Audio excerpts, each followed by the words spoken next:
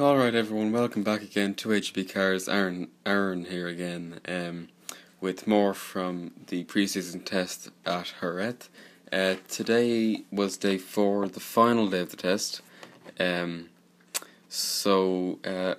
obviously, like the last few days, which if you haven't seen them, you should go check them out. The link for day 3 will be down below in the description. But we're going to start off by going over some general stuff before we head into the lap times and amount of laps, of course. So, something that was brought up a couple of days ago, actually, that we didn't really mention was Sebastian Vettel with Ferrari. I mentioned a couple of days ago that his new helmet and his sort of signifying he was going to keep the same helmet a bit now, rather than change every time he wins a race, was sort of indicating a more settled down Vettel that's kind of more mature now than what he was at Red Bull. And I think this, what I'm going to say now, sort of backs up this even more. So he has this kind of black notebook that he's been carrying around for the test, and in it he says that he writes down every single thing that he learns.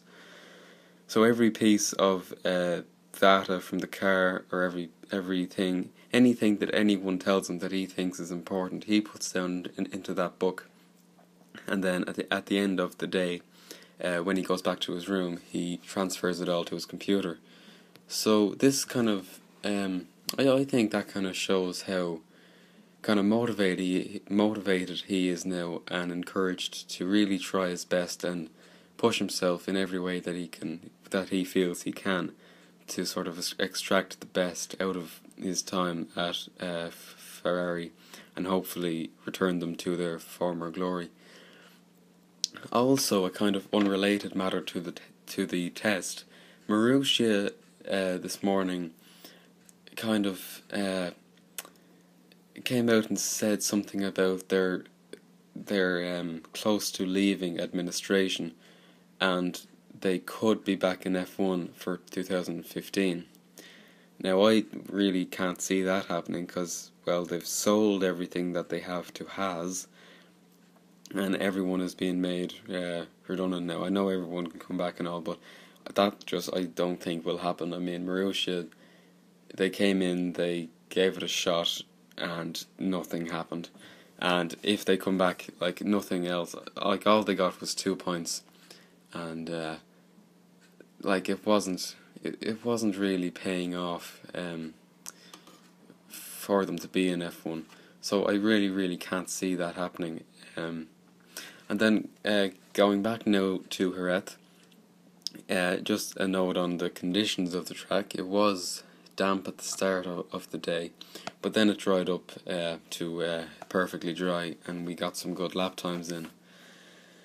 So we're going to start now with Kimi Raikkonen, because he was fastest of the day in the Ferrari, and this was his second day. Yesterday he was second fastest to the Sauber, but today he managed to get up on top. Bearing in mind he was on soft tyres, he did record the quickest time of the whole 4-day test, a 1:20.8.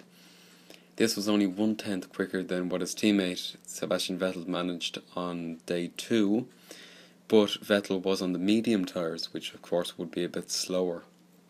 106 laps then, another good day for Ferrari in terms of mileage, third best of the day, not far off the leaders. So that's it really. Raikkonen says again, as he said yesterday, that it's certainly encouraging to see the progress that Ferrari have made over the winter, and certainly suggests that they have made significant gains over what they had last year. He said it feels a lot better. And then going down to Sauber, Marcus Ericsson was in the car today, and he got second fastest. Again, continuing Sauber's really strong run in this pre-season test. They've been second on day 1, second on day 2, fastest on day 3, and now second on day 4.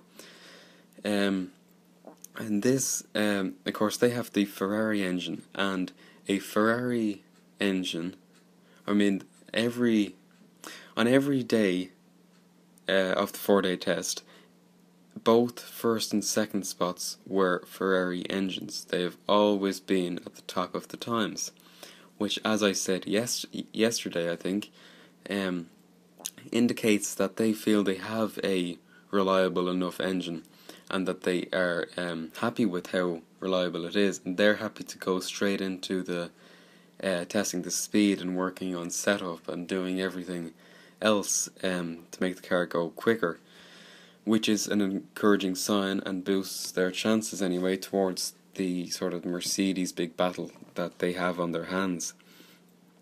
So Sauber then working on setup today, they had good mileage and good speed, of course, but they did cause a red flag just 10 minutes to the end, but it wasn't actually a fault. It was that they ran out of fuel on the track, so I don't know what happened there, but it's not good anyway. Then Mercedes, Lewis Hamilton was third. By the way, if you haven't heard, Lewis Hamilton announced that he'd split up with Nicole Scherzinger. I don't know if you really care about that. I don't really. It's just something that happened. Mercedes, another good day. Most amount of laps, which means that every single day they have had the most amount of laps, which brings their total up to 516 for the 4-day test, which is astonishing. It's really, really astonishing for how early it is in the season. So today they had no mechanical faults, but Hamilton did cause a red flag again, like the Sauber, because of a spin that he admitted was his own fault, blamed himself. He just made a mistake and spun at turn 11, causing a red flag. So nothing really much there. He lost about 40 minutes of time, but still managed to get the most amount of laps done of the day and the third quickest time. Toro Rosso then was fourth with Max Verstappen in the car again. Good amount of laps, almost 100 laps, which brings their total up to 350, which is kind of the average. Probably 300 would be the average or so. But Toro Rosso are showing that they are much more reliable anyway and quicker so far, but we don't know. Like, I'll say again that the times, of course, in pre-season testing really mean nothing. Like, no one knows really what fuel load anyone's on and what they're testing. They have a completely different front wing on the car. They have no front wing on the car in the case of Red Bull on day 2, or they have a bin bag stuck to the back of the car after they forgot to take it off, like Toro Rosso did a couple of days ago. But yeah, Toro Rosso certainly showing that they have a good, reliable package, and they're kind of proving that the Renault isn't too bad of an engine. Red Bull seem to make it look worse when it's in their car. Then going down to Felipe Massa in the Williams, he was 5th fastest. A couple of days ago, his teammate Valtteri Bottas said and kind of admitted that they don't have the engine turned up at all. Really, they haven't done that yet. They didn't really feel the need to. Their kind of testing program is just involving sort of reliability and testing new parts in the car rather than going for speed, which they do feel that they have. Another error-free day. Massa pointed out that they did not really have any faults for the whole week, and that is certainly an encouraging step. We know that the Mercedes engine will be reliable and fast again this year, and we'll just have to wait to see if Williams have further improved their package and see if they can challenge Red Bull or challenge Mercedes even, as they did towards the end of last year and throughout the year in places. Williams, though, another note, not as much mileage, I said, as the others, as the likes of the Ferrari engines and Mercedes and that. So, like, they haven't had any faults though, so that's not anything to really be concerned about. That's just their program. I mean, every team will have different areas that they feel like they need to focus on. So Williams certainly wasn't the mileage. There wasn't a big concern for them. And then Lotus, of course, they missed the first day of the test, and then Maldonado was in the car on the second and third. So today was Romain Grosjean's first day in the car, and he did a 1:23.8. Only 53 laps though, not too much running, but Lotus said that they feel like they've had a productive test and they have learnt a lot about the car, and it was a power unit fault. They of course now have the Mercedes engine this year, but it was a power unit fault that kind of halted their progress and didn't allow them to do as much mileage as they wanted to. Then Red Bull, Kvyat was in the car today after, Ricciardo was in it again yesterday, and Kvyat took over for the final day. 1:23.9, I mean, not really going for a quick time. They did cause a red flag when an ERS issue occurred, which is of course the energy recovery system, which lost them some time and limited their running not too many laps, and that's been sort of a trend over the test. Red Bull certainly haven't shown much reliability and are the second worst to McLaren in terms of the total lap count. So, but I mean, of course, Red Bull, like, look what happened with them last year. Their testing, I mean, I think their best stint was like 30 laps before Australia. And then they went and Ricciardo got third if he wasn't disqualified for his fuel flow rate, issue. So then we go down to McLaren, but they had their most productive day of the test at 35 laps. Alonso did 32 yesterday, so Jenson topped that on 35 laps overall. 1:27 was their best time, so obviously, like, they're not really trying yet, of course. They ran into more issues though today.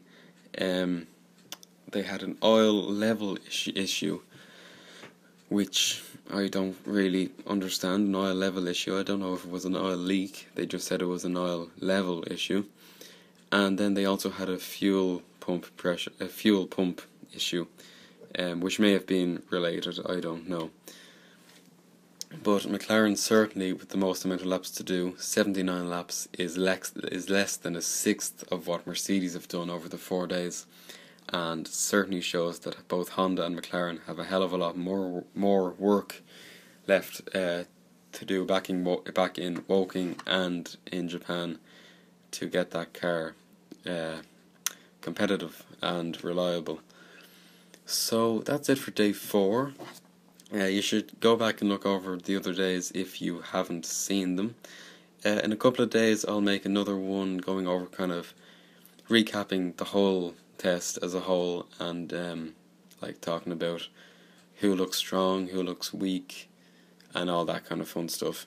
So hopefully I'll see you then. Be sure to do all the usual stuffs in terms of like, commenting and subscribing, and I'll leave you with this rather brilliant meme of that was made for the Jerez test, which I think sums up the 4 days perfectly. So thank you very much for listening here, and I'll see you in the next one. Goodbye.